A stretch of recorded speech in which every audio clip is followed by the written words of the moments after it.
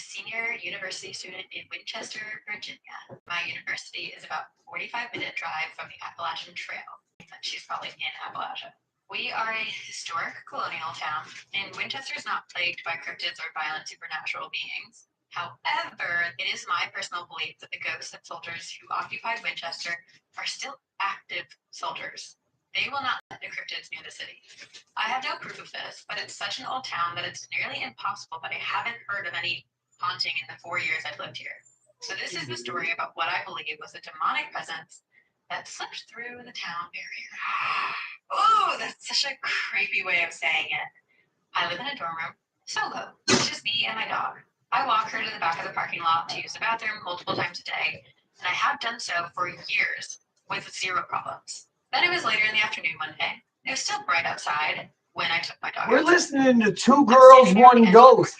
For the male viewers, that should get your blood pumping to, the nether regions. They got mine on. When I glanced over my shoulder, I quickly realized it was deserted. And it was then that I realized how quiet it was outside. No bugs, no birds singing, and that feeling that something near was growing more and more intense. And then, once that realization hit, I realized my sensitive abilities were giving me a warning. What's going on? Try to figure my way. It was so it felt like it was just I mastered all the assertiveness I could, and I turned on my heel to look at it. Sure, I couldn't see anything, but I knew it was fucking break all his blinds. It's like, no, it's jumping! But I yelled in a frustrated tone. You are not welcome here. Leave now. Go away. And it was like I could sense it take a step back. Not used to being bad people. It stopped for a second. I don't give a fuck. They're bad people. Towards me. Before it could get close enough, I pulled my dog close to me and marched back to my room, trying to go as quickly as possible without looking like I was scared out of my mind, even though inside my head I was.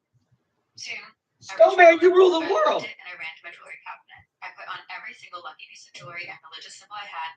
And for the next hour, I sat in bed staring at the door, trying to wipe away this feeling of demonic energy off of my skin because I knew it wanted me. I try not to think about the way that thing's presence made me feel. But when it comes to mind, I can truly feel the big remnants of that encounter creeping over my shoulder. Like it's still there, waiting. Oh, wait. Oh, hope my story didn't scare you too much. And in case you're wondering, my dog seemed oblivious to the whole encounter, so great. What the heck? Zero help. Love your podcast. So much for trust your pets. I know. I trust my pet. Isabella's so in tune that her dog's like. Need a man that holds your dog for a couple days. If she comes back skinny, she's supposed to.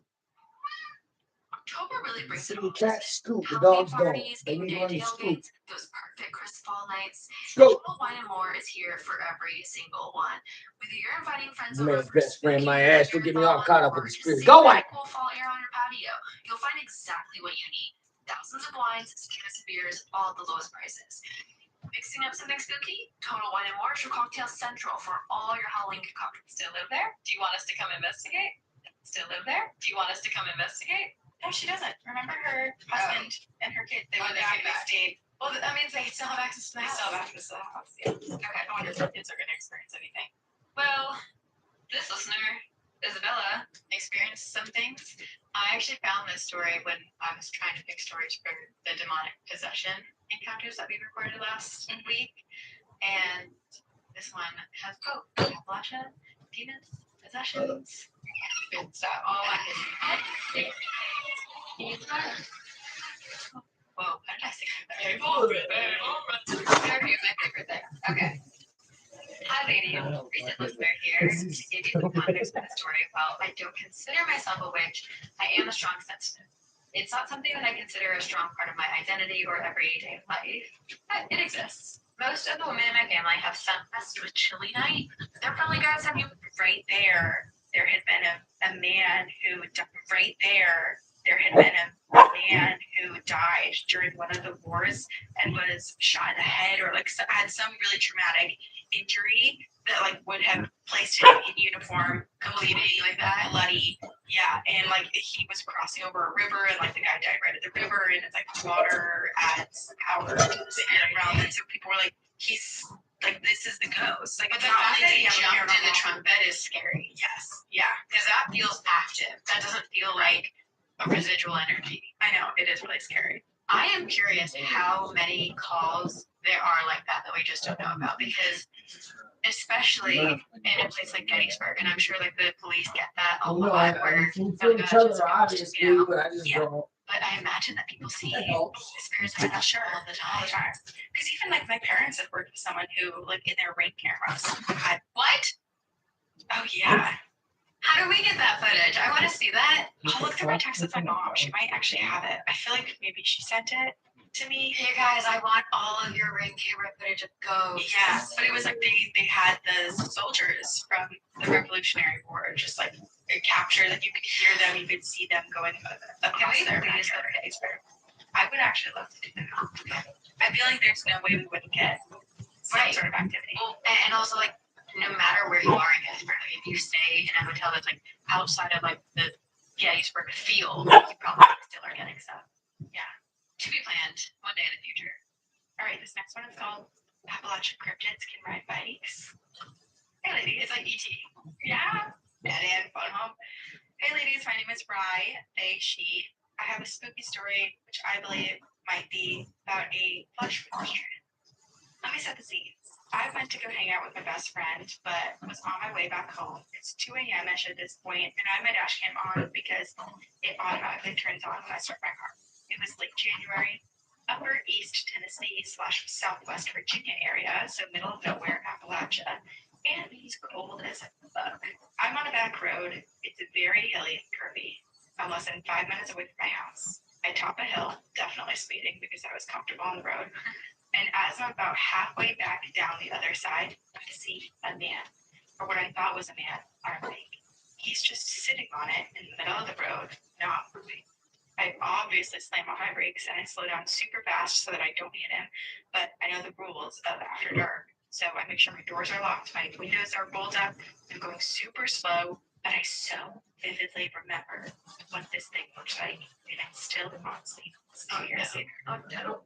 It's tall, sticky pale, concerningly bony, and had very lanky extremities. He had on a thin black zip. Oh. We have a trash bag in our studio that something shifted in there. Which, Why? that trash bag, not to be gross, but like that trash bag has been in here for weeks. And it's not like it's like studio trash, so it's like a trash thing. Yeah. It's just like I packaging. did move it yesterday. Oh, you did? When we were reorganizing. So maybe there's just a little extra shifting. I'm not sure. Something in the atmosphere made it shift. Ah! He had on a thin black zip-up jacket and shorts, but it was January, so that was crazy if you ask me. I was worried a little bit until I saw his face, or maybe lack thereof, I suppose. He literally had no facial features. It was just blank skin covering the whole area. His neck snapped to, quote unquote, look at me, and I booked out of there as fast as I could. I got home. I never ran in the house quicker. I made sure every window and door was locked. All curtains were closed. I got in my bed. I didn't sleep until the daylight.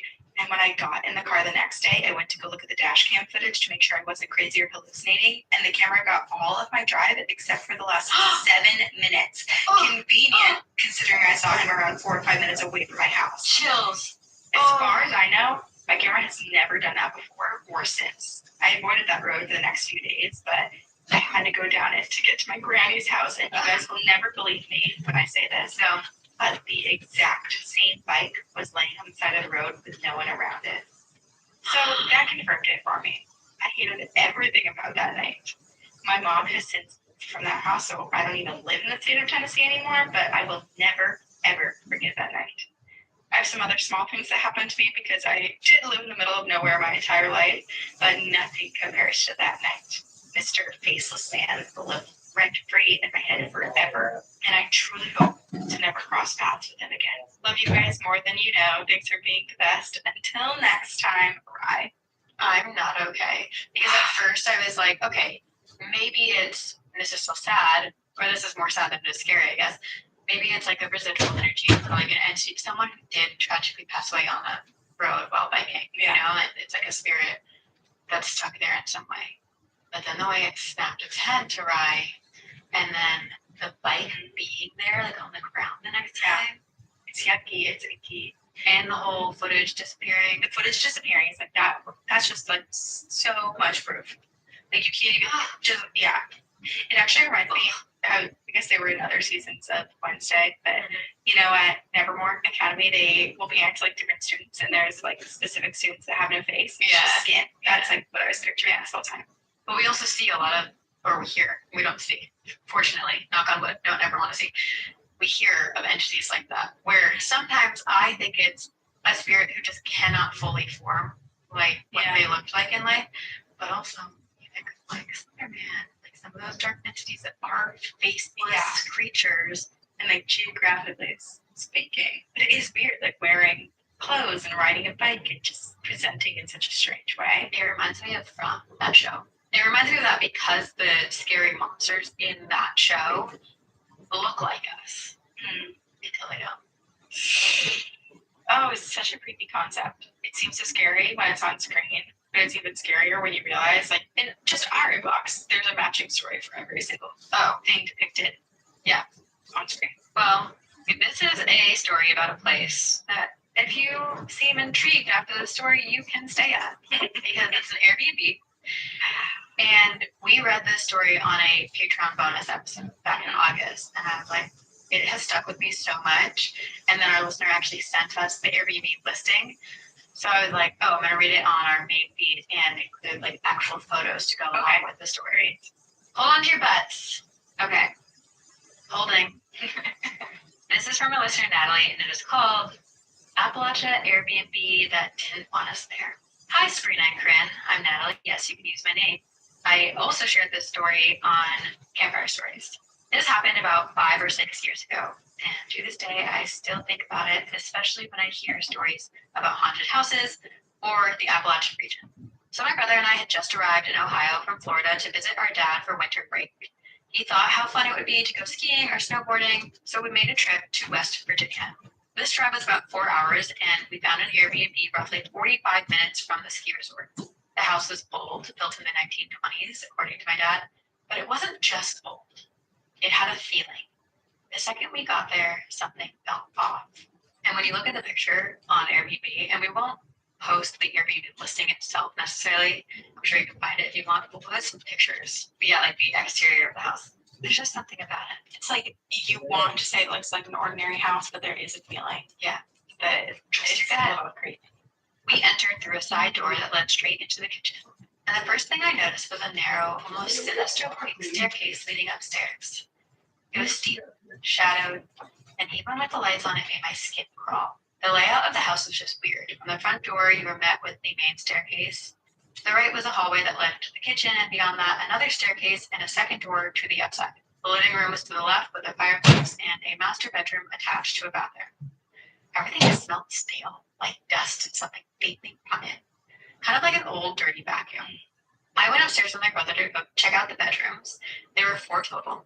2 doors on each side of a long, dimly lit hallway, and 1 door at the very end. When I tried to open the second door on the left, it wouldn't budge. Every other door opened easily, but that one was stuck, like it was locked. I assumed it was maybe a storage room for the Airbnb owner.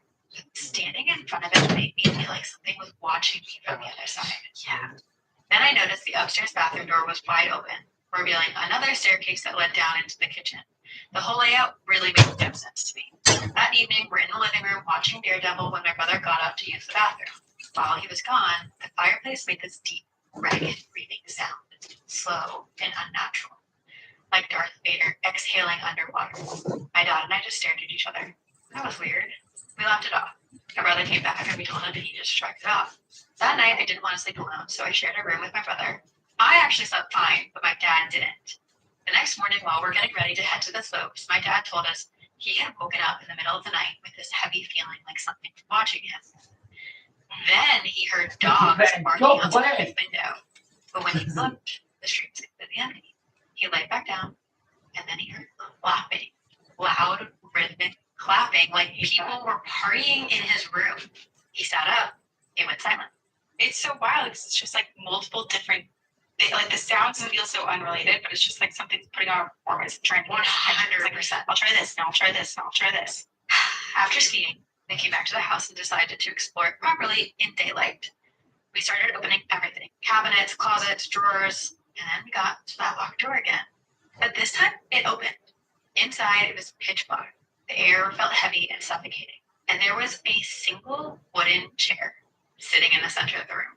The only light came from a dim red glow, like an old radio or alarm clock, but the only thing is there were no electronics in there, just the chair. Where was this light coming from? We all agreed, let's close this door. We slammed it shut and ran downstairs. Oh, I think it was just her and her brother who did that. Okay. My dad didn't believe us at first, so he went upstairs to go try opening it. But now, it was locked again. No matter how hard we tried, that door would not budge. So that night, my brother refused to share a room with me, so I went and shared a room with my dad. As we were laying there, he told me, you might hear things, but don't be scared. It's Saturday night, probably just people outside. And at first it was quiet, but then I heard it faint barking. Then the clapping again, louder this time, echoing through the walls like there was a whole invisible crowd in the home. My dad sat up, looked out the window, and whispered, Natalie, come here. I got up. He asked, do you see anything? I looked. Nothing. There were no people, no movement. The sound didn't stop. The clapping kept continuing. My dad reminds me of the Tower of Terror. It like just like the party happening. My dad had had enough, so he grabbed his coat and said, I'm going outside. The moment he stepped outside, everything stopped. The barking, the clapping, even the air felt like it was holding its breath. And then the bathroom door slams. I screamed. But I tried to reason with myself. Maybe it's just something with the air, like, my dad coming inside, closing the door, caused the air to close the door here. But when he came back, I told him what happened. His face was pale. He said I never touched them. There was something in his voice that made my stomach drop. He woke my brother up, made us all pack our things, and at 4 a.m. But before we left, I guess I'll get up and shut him up since ain't nobody else on that side of the yard doing it. The crosses that had been hanging above the He's yelling about you, you twat. They were now upside down. We had not touched them. No one had. But somehow they were flipped. We didn't say a word. We just left. I hate that because that's like the classic demonic mockery of a symbol that you feel is there to protect you. And then it's like, protect who? Because I can manipulate this too. I want to see if there's a picture of the crosses in the Airbnb listing. Which also makes you think about the people that own the Airbnb. Like, are they truly religious and that was just a part of their home and their decoration choice? Or was that there because of things that were experienced? Okay, well, this picture is really, really creepy. So I think this is the room that they went into. It has only a wooden chair. In the listing photos, it has like 2 twin beds with it too. But I think maybe the beds weren't there in the moment. And look at what's on the wall with this chair. And the chair itself looks like it came from like a church. Yeah. It's given ominous vibes. Yeah, it's a little creepy. It almost feels like if someone was trying to make a music video, almost like mocking religion, they would choose that as a decoration backdrop. Yeah. Oh, that story, it really sticks with me. Like, I can't forget it. It's so creepy. And there's so much to it, and yeah, they all experience it. And it's like, even as a group, like, normally you feel safer when you have someone else with you. It didn't matter if her brother was with her, if her dad was with, like, individually and together, they're all experiencing stuff. Want to see what the ratings? It has 5 stars. For best haunted stay, most activity. We will return. Wow. Peaceful place, apparently. What is happening? Who's paying you to write these reviews? Yeah, I just figured that. Like, that seems weird. Not useful for Natalie. No. How do you top your love for your pets with a cascade of decadent savory gravy?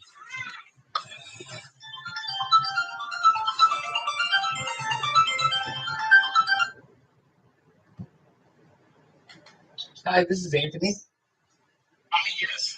Is this Mr. Price? Yes. Sorry. Oh, hi, sir. I am actually in your park here. Okay. And, are you at, let me see what it says here. I'm at number 15, and that's on Hemlock. Okay. So, let me go back out here. Is that an orchard? You're right off Orchard, or is that? Yep, Orchard is the main road. So if you came in on Orchard, it would have been on your left. Okay. Okay, let me see. Okay, you're on the other side instead of when I came into the park, I would be on the left. Okay. All right. I'm not the best in the world with directions and stuff? Well, no, this place is one way anyway, so that median in the middle is just a divider for left traffic and right traffic. Right. Yeah, I get the, yeah, that makes sense. I'm gonna get it right here. I just came all the way around and now I gotta swing back around. So if you can Would it help you at all if I had to put my dog up? She's a little 20-pound dog, but I can put her up if I need to. I mean, as far as like me being nervous about her, man, Or yeah, I don't know if she's gonna be in the way or. no, I'm good. Yeah, because I just got everything in a box for you. Okay, cool, awesome. Okay, so I came into the park down at Orchard and see what is this? Orchard and Spruce is where I'm at. Spruce is too far. Okay, I need to go back out toward the road or something. Yes. Okay. Yeah, because I think those were like 520 something. And this is, so I'm still on Orchard. This is Chef. Let's see. Hemlock. That's the one you need. Okay, so you want me to turn down Hemlock? Yep. Now Hemlock is a dual street. It's got 2 openings. Okay. But I'm on 15. It's shaped like a horseshoe. Okay. Looks like I can see the way there. So, I appreciate you helping me out with this. Oh no, I appreciate you. I really do. This is helpful. Sure. Okay. Sometimes what happens is the numbers are not on that, visible to me. So this is 42. Because we got 43. So that's kind of going up. I must need to go around to the other side of the horseshoe there. So 46.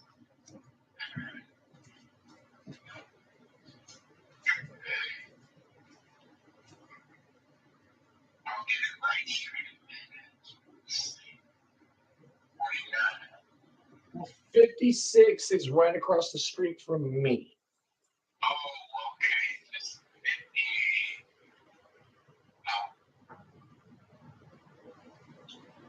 They say now I understand that side is 22. This is 53. And 50.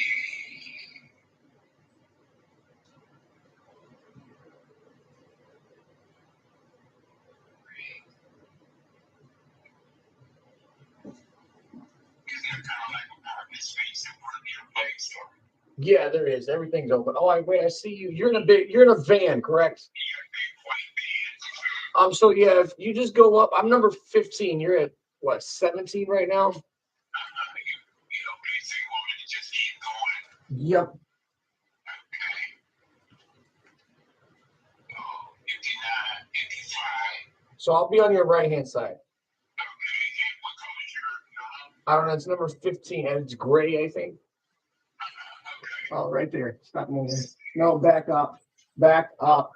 So that's 30. You're a dumb fuck. Okay, that's 13. And looks like the web. Oh, okay. The gray house on the left.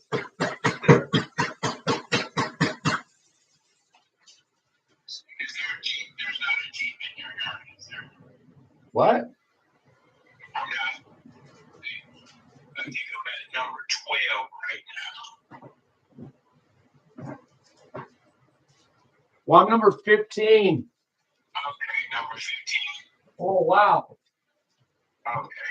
So you give me just a little description that will help me out a little bit.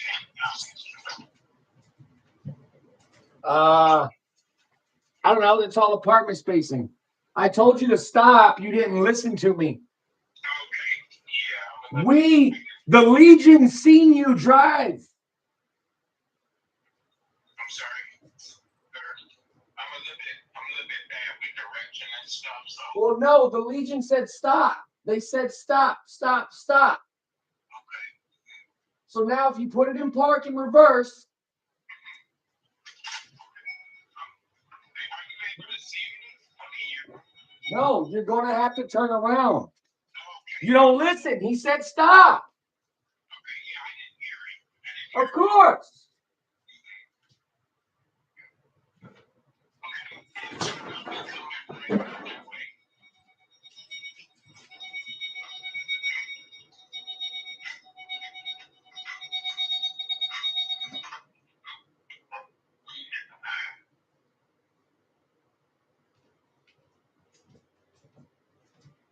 Okay. Okay, that's 15, 15 right there. Okay, I think I'm here, sir. Okay, so unfortunately on my other phone, my mental health doctor is calling me on my other phone. Could you leave that on my front porch? Thank you so much, sir. I'll send you a text with some other information about myself. I appreciate you so much. Sure, no problem. Thank you. Mouth-watering goose pate. Fancy feast gems. 2 gourmet pates in 1 convenient pack. Simply peel and plate to reveal a pyramid shape that makes eating delightful and pamper her with an experience as extraordinary as she is. Turn the everyday into the extraordinary. Fancy feast gems. Starting an online store can feel overwhelming, but Shopify makes it easy. From global brands like Mattel and Gymshark to businesses just starting out, millions trust Shopify. Their AI tools help write product descriptions and enhance photography, so you can build a beautiful online store with ease. Shopify provides world-class expertise in everything from managing inventory to international shipping to processing returns and beyond. If you're ready to sell, you're ready for Shopify. Sign up for a $1 per month trial at shopify.com. How do you want to end it? Okay, well, this isn't Appalachia, but this is related somewhat to the last story that I had because this is about a potential SW, a flesh pedestrian. Great. And it just reminded me of, we had you just did a story from Campfire Stories. This isn't from someone that spoke about this on Campfire Stories, but one of our listeners who was on Campfire Stories, she lives in Utah, and she's had so many experiences, like really, really creepy stories where like their property was like literally under attack, and they went up to all the ruins they had around to protect the property, and they had all been smashed and broken. Like such an intense story. I hope that she writes this story into us so we can read it. Did I miss this one? Yeah, it was such a good one. I'm so sorry. It was such a good one. Damn. But she was like, I'm moving in a few weeks from Utah to, I think she was moving to like Kentucky or Virginia or something. It's like She's going from one place to another. Yeah, she's like, I'm going from like SWs to Windy Boys. So look. Damn. But this is SW, so flash pedestrian, and government secrets in rural Utah. Great. I love a government secret. Yeah, conspiracies. Hi, ladies. I absolutely love your podcast, and I've been aching to share this story with people who won't call me crazy. So to start, I would prefer that my name be left out of the story because I am semi-secretive. Because of the semi-secretive nature of this location. Oh, I prefer that I am semi-secretive. I work for the government. I am this location. So semi-secretive nature of the location of where the story takes place. Last summer, I was looking for a job, and it was my first summer away from home. I was looking for some character building, and I took a job as part of a commission crew that worked for various government agencies, BLM, National Forest. I was really anxious about the job search, so if someone was going to hire me, I was just going to take the job. I didn't know prior to my interview that I would be camping in some of the most rural areas of the Utah for nearly 12 weeks. Need to be What? 12 weeks? Read the job description. You are so brave. I was pretty nervous about that aspect when I learned. Yeah. During my second hitch of the season, my group was assigned to an experimental range owned by the government. It was never quite clear that. What does that mean, an experimental range? I don't know. There are things. Maybe this is the government secret. Okay. It was never quite clear what they were doing out there or why they were doing it, but after a short Google search of the area, I saw all of these conspiracy theories across online forums about many different things. People theorized that the range was built atop a UFO crash, and the research they said that was going on to direct attention away from it. So the first day we go out there, I was trying to hide how frightened I was of this place. The reality is I was going to live and work there for a month. So any way I could make myself feel comfortable with the area, I was going to do it. Totally. The denial of how creepy this place actually was kept me sane the whole time that I was there. I mean, you have to do whatever you have to do to survive. Yeah. Starting with the cabins we were to stay in. Each cabin looks like those abandoned places where people leave in a rush and leave everything behind. The cabinets were filled with ingredients and unwashed dishes from years ago, and there were items left from researchers who had stayed there over the years. There was one cabin that had a basement straight out of a found footage horror film. Yikes. I walked down there with a flashlight. I noticed a mop sink, and inside the mop sink were hundreds of dead cockroaches. They had come out of nearly every drain in the basement and just stayed there to die. That is disgusting. And now, like, they're probably also, like, rotting. Ugh.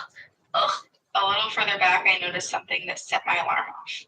There were 4 doors lining the back wall. As I opened each door, I noticed that each one had the exact same thing. Inside, they each had a chair and a mattress. All these closet-sized rooms had no lights, no ventilation, and locks on the outside. I would be sleeping in this house. Do you sleep in one of those rooms? I hope not. The work I was doing out there was very simple. I was there with 3 other people to restore a 100-year-old fence. There were miles and miles of this fencing. The temperatures out there reached 120 degrees at the hottest, and the coolest parts of the day would be about 75, and that was the very coolest. I got sick of one of my coworkers because he was a bit of a princess, and he had never really had any manual labor job before, and he was pretty into his phone, so he wasn't really happy with the whole thing. Sounds like the job description was not clear to anyone. Yeah. He wasn't from the Southwest like the rest of the crew, and might I note that there were only 4 of us, including me. I grew up hearing all kinds of stories about flush pedestrians, and learned very quickly to take those stories seriously. Yeah. This coworker, let's just call him James, thought that it was funny to say the name of this creature out loud, as loud as he could when we were out in the middle of nowhere working and minding our own business. He would whistle at night, taunt us with the threat of saying the Navajo name for this being. He didn't know how serious we were about it. There was one time when I had to hike away from the work truck in order to fix a super remote fence, and this was about an hour walk away from our only means of transportation. James decides to shout the Navajo name for a flush pedestrian at the top of his lungs. I wanted to punch that jackass so bad, dude. I probably would have. Me and the only other girl in my crew were pissed. Yeah. We have all been together without much sleep for too long, and James is just putting us over the edge. So we're arguing about how disrespectful it is, and in the heat of all of it, my supervisor tells us, "Shut up," and tells us to look. No more than 20 feet away is an antelope, staring at us, unmoving for about 10 minutes.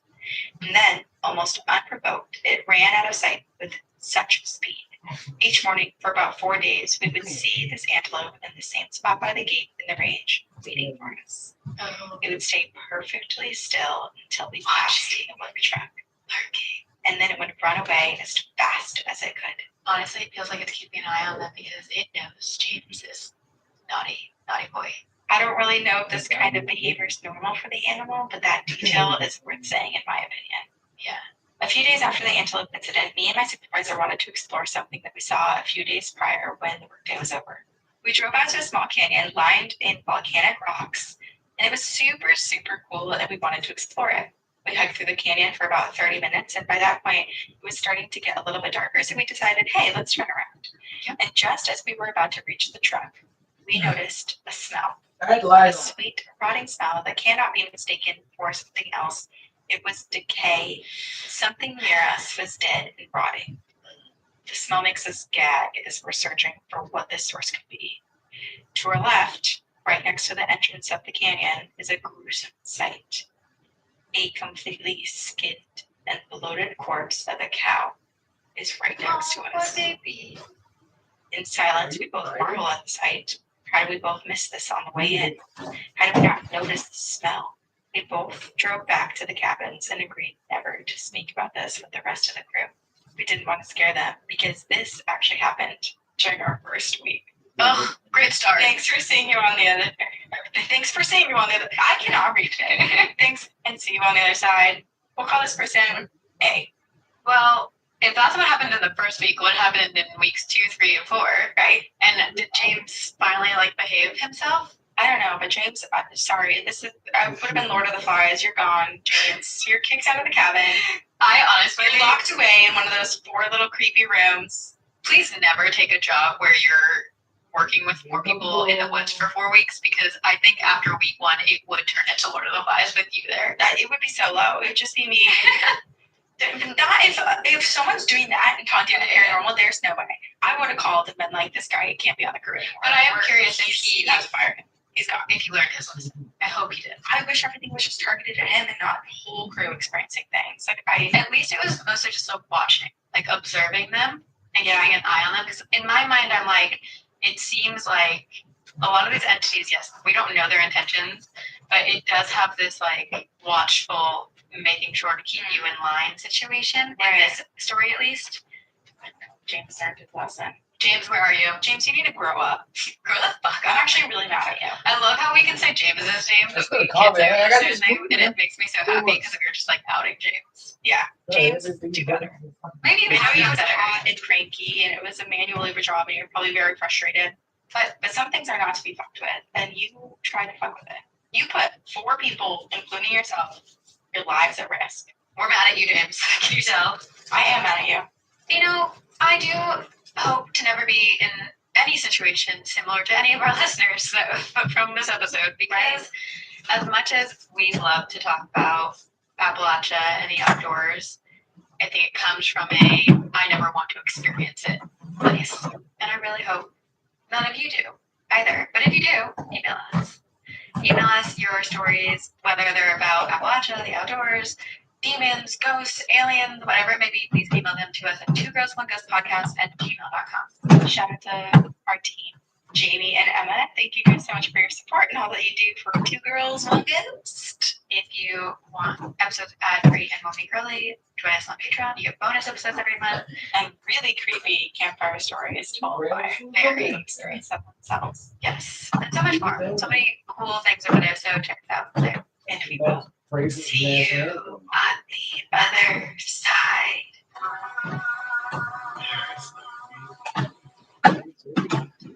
It's Jonathan Van Ness from Getting Better with Jonathan Van Ness. It's easy to feel hopeless, but we don't have to stay there. I'm all about finding places where we can turn that energy into hope and into action. One of those places is Americans United for Separation of Church and State. Americans United, or AU, is this quiet but mighty force, working every day to preserve freedom without favor and equality without exception. I'm so obsessed with that tagline. And let me tell you something, honey. That wall between church and state is paper thin. It's got a leak, honey. It's one of the last safeguards protecting so many of our rights. So right now, from bodily autonomy to LGBTQ plus rights to the future of public schools, to me, this is about creating a world where everyone gets to live as themselves as long as you're not harming anyone else. Now is not the time to curl up and fight. It's the time to link arms and stand together for a better world. Join Americans United for Separation of Church and State and their growing movement, because church-state separation protects us all. Learn more and join the fight at au.org/better. Let's go, Americans United! I'm always looking for ways to show my cat how much I love her. And with Fancy Feast Gems, I can pamper her whenever I want. With savory gravy, on top of a gourmet mousse pate. The pyramid shape makes serving simple, so all I have to do is peel and plate to make mealtime feel extra fancy. And with 2 entrees in every pack, it's easy to turn every day into the extraordinary. Fancy Feast Gems.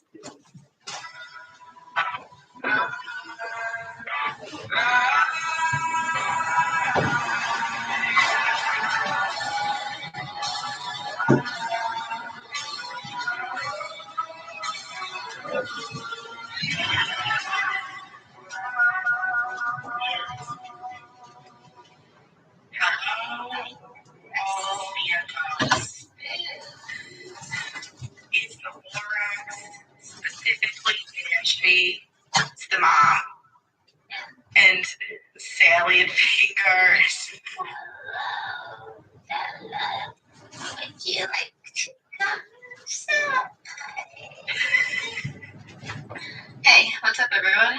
This is Two Girls, One Ghost. Two girls, one ghost. Dangerous. And Ghost Tube just said dangerous. Yeah, we're dangerous. We are playing a dangerous game today. It's called talking about something really, really terrifying in costume. I can't even focus because I just so regret not doing exactly what I should have done in the moment, which was when you said, would you like to come inside? I missed my opportunity to say, your mom. Oh, man. Ashby was Candy Ashby. disappointed in you. I know. We decided to dress up as pop culture icons. Ashby and salad fingers. Ashby as the Lorax. It's a double pop culture reference.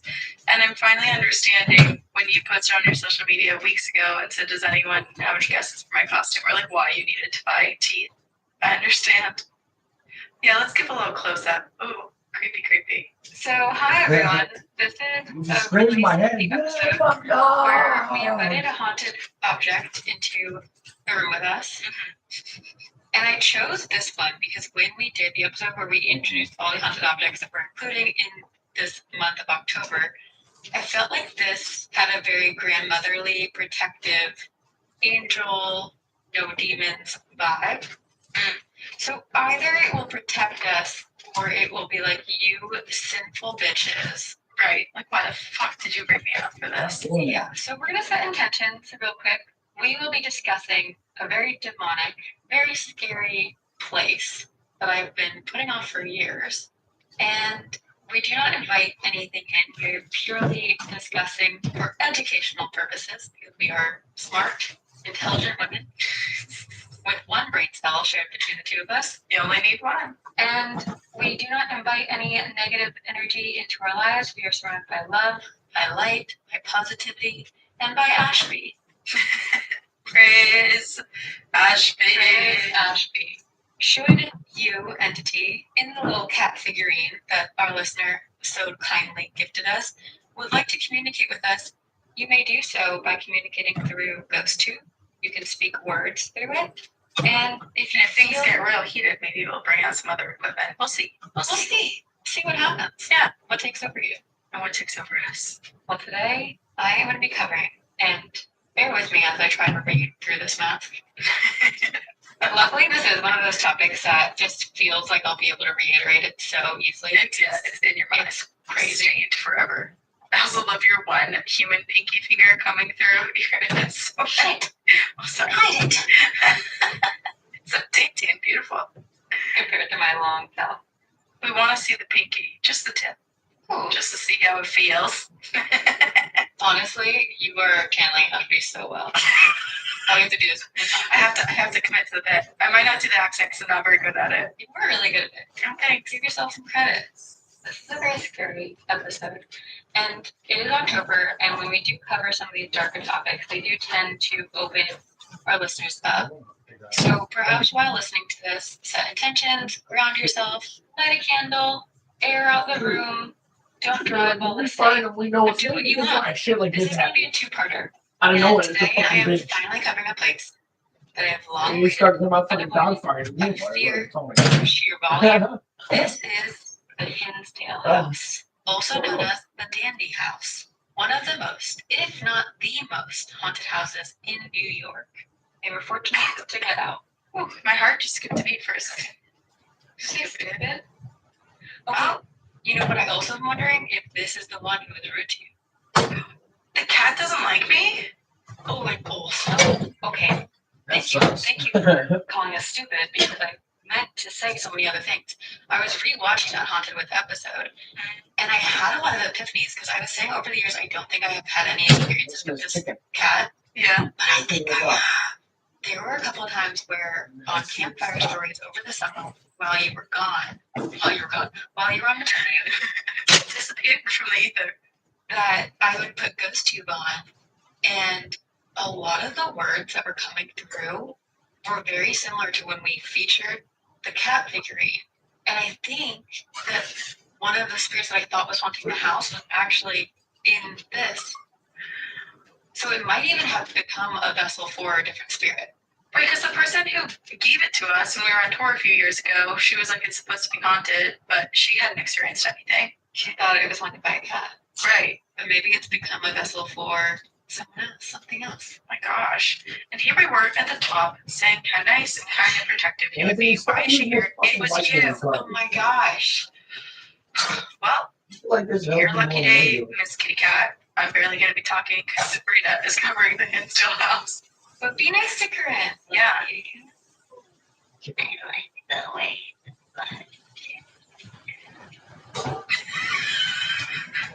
Okay.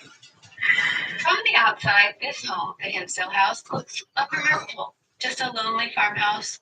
It's wood weathered by time and storms. But this house is so much more. Do not be deceived. Do not be naive.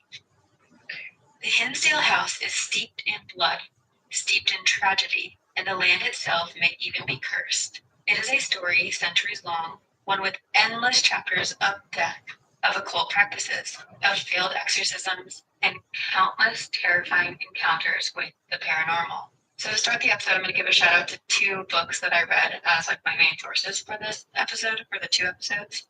The first one is Echoes of a Haunting, written by Clara M. Miller, previously named Clara Dandy, the owner, a woman who lived through.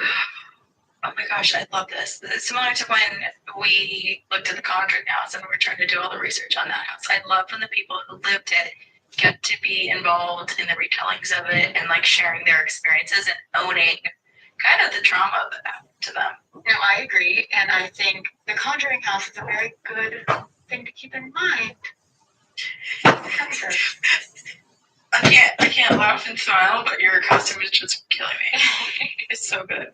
Okay, and then the second book I read is called Hinsdale House, An American Haunting, written by Daniel Claes, who is the current owner of the Hinsdale House. Also, I just have to say, I know you don't want anything to be seen beneath your holes, but your mouth is actually so scary underneath it because you have black paint on, but there's a little bit of your actual mouth that can be seen. Yeah. Oh, I don't like that. Turn it on. Oh, you're right, I didn't turn it on.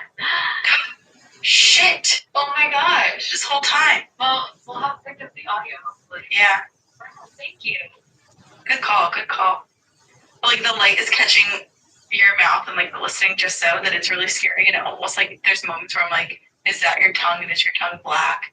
And it scares me. Yeah, that's what I wanted. Yeah, do the tongue to the camera though. Like dance, not you dance. That's your fingers. Okay, so I think those are pretty reliable sources for this episode and next episode. So let's get into it. Finish. I can hear you. You can hear us, good. We can hear you now. The Hinsdale house is tucked away at the very end of an isolated road at 3830 McMahon. I don't know. Make my hand. Make your mom. Road in Hinsdale, New York, just 65 miles south of Buffalo.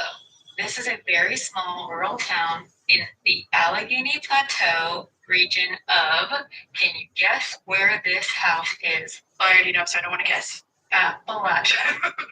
It's in freaking Appalachia. Despite what we know about Appalachia, and despite what we can assume awaits us in this episode, this house resides in the beautiful New York countryside. Think winding roads, rolling hills, enchanting bird songs, fireflies illuminating the night skies. Think of the soft morning dew. A hot cup of coffee on the porch, watching the fog dance between the towering oak trees. In theory, this land, this home, is beautiful, coated with nature's common phrase. But let's be real. Peace and calm are not 2 words I'm going to use to describe this house or what you will feel during this episode. In fact, I'm going to quote Daniel Claes. He said, "The house's message could be as terrifying as this. Maybe. I am not afraid to kill you. I'm not afraid to add your name to the list of people who haunt this house." The fuck? Yeah. What a freaking threat. That makes this worse. I mean, I know bits and pieces of the Hinsdale house, but I feel like this just makes everything more ominous. It's like we're opening with a threat. Yes. I also did ask our friends, Greg and Dana Newkirk, what they think about the house, and I will share their opinion with you in next episode. But I also noticed that Daniel in his book, every time he talks about the house, he capitalizes the letter H because it is not an object. It is a place that is very, very much alive. Its own entity. So what the heck caused this home to become a living, breathing, terrifying entity? Is it the home? Is it the people who lived within it? Does it go back even further? So next episode we'll talk about like the history of the land and stuff. But this episode we're gonna talk about the house and when the Dandy family lived there.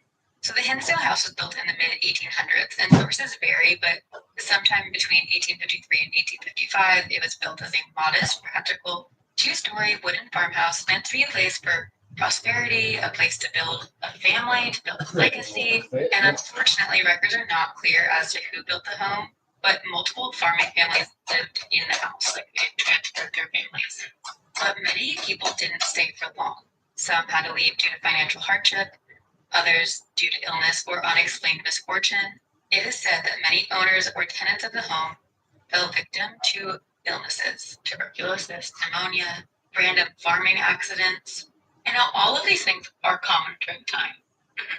So it doesn't raise immediate red flags, but it is interesting that this house, from its conception of it being built as a farmhouse, is home to a lot of death, tragedy, and misfortune. I wrote, most of us played Oregon Trail, so we know. We know. You die from everything. Dysentery. Mostly dysentery. Mostly. There is one tragic story that has been told through oral history, but again, isn't recorded in documents. It is the story of a man who lived in the Hinsdale farmhouse sometime in the early to mid 20th century, who is said to have died by suicide inside the home. So it really does seem as if illness and misfortune has clung to these walls of the Hinsdale house. And according to locals, families frequently sold or altogether had to abandon the home. So by 1970, when the Dandy family moved in, this home had already garnered a reputation of being unlucky. Of being cursed. And unfortunately, or unluckily, the Dandy family was very unaware of this reputation. Which brings us to the family that brought the haunting of the Hinsdale house to the public eye. Not because it was the first haunting, but because of the many failed attempts at exorcising the paranormal from this house. Man. It's just like one of those places where it's like, I want you to go. It feels like it wins. Immediately. As you start talking. Okay. Well, I'm not, because I live here, so. It's so interesting. I'm like, who is this? Why don't they like me? I don't know, but at least now we know who it is. I know. I actually don't really care that you don't like me. I feel sorry for you because you've just sat through this. I feel sorry for you because Corinna's a delight if you give her a chance. Yeah. Okay, so our story now begins with Clara Miller, who married Phil Dandy in July of 1955. And they spent much of their early married years together living in Buffalo, New York. In 1956, they gave birth to their first child, a son named Mike. Beth was then born in 1957. Laura was born in 1960. And Mary was born in 1962. They were busy. That's like 4 kids in 5 years. It's more than that. It's like 8 years, but still. And Hey, my score away. I'm so bad at the accent. I need my microphone. Actually, I'm so glad that this is who you chose to be because I feel like this is comedic relief throughout the and this is a content warning for loss of child. They had a 5th child, a daughter named Christina Michelle, who was born in 1963, but sadly only lived a couple of days. Yeah. So they were the average American family, busy with work and kids, and of course, Clara has written her book with hindsight, so she sees things a bit differently now, but at the time, Clara felt like her and her husband Phil were drifting apart. And in 1967, she wanted to reconnect with him. They were both really busy with work. And so she suggested that they go on a vacation in the countryside and leave Buffalo for a long weekend or a week and just go spend some time in nature.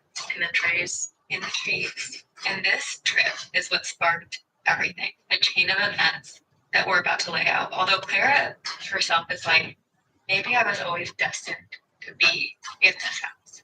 Oh, she was summoned. And it didn't matter what happened, she would have ended up there anyway. It's difficult.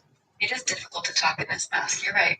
So this vacation, they got out of the bustling city and they went into Allegheny State Park. It was filled with bliss. They felt rejuvenated, and even their children seemed to thrive in this more relaxed atmosphere. And then Clara was like, well, maybe we should start to look at moving out of the cities and making this nature escape more urban. So the next fall in 1968, the Dandy family began to search for their own countryside cabin. But at first, this cabin was just going to be a place to escape to on the weekend. So this is not the Hinsdale house. This is a small step towards living in the country full time, a small step towards moving into and finding the Hinsdale house. So in 1968, the Dandys found a cabin near Cuba, New York, and they would drive out nearly every weekend to explore. They would go on hikes, take in the sights, and take in the fresh country air. So they find this like weekend cabin that they go to, and this is in 1968. But Phil's finding it harder and harder to join them. He keeps getting stuck in the city, working nonstop. And it seemed like these weekend escapes were no longer enough, and the family was really aching to live in the countryside full time, or perhaps they were being called there by something deeper or darker, something freedom. So playing into this question of destiny, the same woman, Donna, who had actually sold the family the cabin in Cuba, New York, reached out to Clara and she's like, you know what? I actually have a farmhouse for sale in the same area, and I think that this house is just right for your family. The destiny again. It's like they're being drawn there and everything is aligning to pull them in. That farmhouse was the Hinsdale house. Clara Dandy, now who goes by Clara Miller, wrote in her book the following. That day, the day Donna took us to see the place, we were hooked. Later, that tendency to be drawn to, absorbed in, and sometimes obsessed with the house became more apparent. But on this day, it really gave us hope for a brighter future. Little did we know. When they went to look at the house, there was nothing sinister about that tall pine tree at the beginning of the drive. There was nothing off-putting about the spring house. And there was nothing threatening about the large pond at the side of the house. Less, to the Dandys who were leaving the city life behind them, this home and the deafening silence was heavenly. I feel like this is kind of what we talk about sometimes, where it's like, oh, would it be so peaceful to just like live in the middle of nowhere? Yeah, with his Hinsdale house, or actually any of the surrounding area, really. So then in the early 1970s, the Dandy family bought and moved into the Hinsdale house. But at first, they slowly moved items up, so they weren't full time. They basically like every weekend they would do these mini train trips where they would load up the car and drive a whole. I don't know. Why am I here? Why am I here? Well, you're here to. Are you good? You get lighted? Yeah, a little bit. Sorry, I like forgot where I was for a second. I'm here. Maybe this is the one thing that they touching you. It's also distract. Like having a lot of fibers enter your mouth is also a little distracting. Yeah, I will say recording in costume isn't always practical. No, but it's fun. It seems so joyous until we have to sit here for like 15 minutes. We hope you enjoy it. Everything's for you. And your mom. Okay, so they do these like mini moving trips, and they drove a 1970 station wagon. Harley had never given them any trouble, but on one of the drives to the Hinsdale house, their car suddenly and inexplicably overheated and boiled over. Jesus. From that day on, the car's radiator plagued them with issues, and no matter what they did, no matter how many times they went to go get it checked up on, no matter what, this car would always act up. And this is something that is a very common thread with the Hinsdale house. So many people move quickly, have issues with their cars. Interesting. It's one of those things that, like, sometimes when poltergeist and demonic activity is so intense, I feel like it does extend to cars, whether it's either trying to get people to crash or the car's not work and like keep them there, or just follow them to work. I feel like you're never safe. Oh, you're trying to go on a camping trip to escape me? I'm here too. I think that's what it is, because there are certain times where I'm like, oh, is it trying to prevent them from going there? And maybe at first it was, but then whatever entity that was couldn't help anymore, because it's pretty horrendous, terrifying, harmful things to cars. Again, so much can be said in hindsight. Unfortunately, they didn't have that until it was too late. So finally, in July of 1970, the Dandy family fully moves into the Hinsdale house. It's Phil, 39, Clara, 37, their oldest son, Mike, who's 17, Beth, 16, Laura, 12, Mary, 11, and all of their pets. And they have like a full menagerie of pets. They have 2 dogs, a cat, a raccoon named Princess, Oh my god, I love that. who literally was litter box trained. Oh my gosh. They had 4 guinea pigs, 2 parakeets, 2 finches, and a woodchuck named Nipper. Wow, they're really living life. They love things. It's like a Disney princess movie, right? And if There's Snow White. they were in Buffalo with all those pets moved out, they needed to be in the countryside. As with many stories like this, and again, reminds me a lot of The Conjuring, the unusual activity began right away. So remember, they spent the whole summer doing these like mini moving trips, right? So they had specifically gone up the weekend before this. They move up July 1970, and this is their full move. When they get to the house that day, the house is filled with bees to the point where you can't even see into the window because they are like covered in I'm live watching bees. you. Oh, Like the windows are black with bees. jeez. So all of a sudden, That's it's infested with bees. and that's also I'm just like thinking logistically like that's a hard one because of the process for bee removal. It's like bats. When you have a bat in your house, it doesn't mean that you can get rid of it all the time. Right. So they hired an exterminator, and eventually they're able to actually move in. But now this is like coupled with like literally shoveling thousands of dead bee carcasses out of their home. Mm. The Dandy family begins to move in. They begin to settle into their house. And at first, the biggest issues seem to be just from buying an old house. Truly, like the furnace was literally a Hide now. was a whole Hide now. hide. Yeah. What? Come and find me. If there's I'm anything inside negative here, your mom. it's not welcome here. There's no negativity allowed here. We are surrounded by love and light and Ashby jokes. Okay. The furnace was literally a hole in the living room floor that you had to drop a lit match into. Wait, I kind of love that. But how dangerous is that? It's so dangerous, but it feels so old school. You know, like when people pop their own corn. Right. But like you just have to like hope it flights and no one falls in there. But if something goes wrong, you just like try to lean in and grab it, and you're just lit ablaze. Exactly. But there were some other less natural things that they had to deal with. Like the fact that their dogs kept Blast. home bones. Huge, long bones. And at first Clara thought they were animal bones. They lived in the woods now, right? So like they're like, it's probably deer bones. And she kept disposing of them and was pretty grossed out. Oh, Pray. yes, we should pray. Also, I think you're right about this figurine because I'm amazing cold. Really? Yeah. What is it I'm about to shiver. I don't know. And normally I'm hot because we're like under lights and stuff here. Okay, And you're going home with Sabrina later. for sure, but not like Brent. I think we're just sitting together, Okay, watching you. cool. Do you need it? Do you need what? Do I need Corinne? Yes. And she's at her, mine did. Well, I don't know what I am. I'm the Lorax. I speak for the trees. Well, coming from the trees are human bones brought in by the dogs. We'll learn later that those were not animal bones. And then there were the ghosts. So the Dandies met the neighbors who had kids of Why are you asking? And the neighbors told them that there was a ghost that walked down the road. And now the Dandies thought that all the neighbors were joking until the eldest Dandy kid, Mike, saw the ghost himself. After this encounter, Clara became curious, and the neighbor's daughter, Pat, was terrified of this ghost, claiming it was a shadow man that was darker than dark. So Clara looks up what this term is, shadow man. And all references keep connecting it to Satan.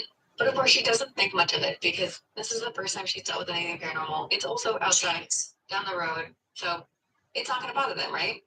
But more and more alarming incidents started to begin. Like the day that Beth and the neighbor Pat came running into the house hysterical because they told Clara that the man was watching them from the hill. The doll. What about the doll? Actually, there is a doll story here. Oh, it's coming up later.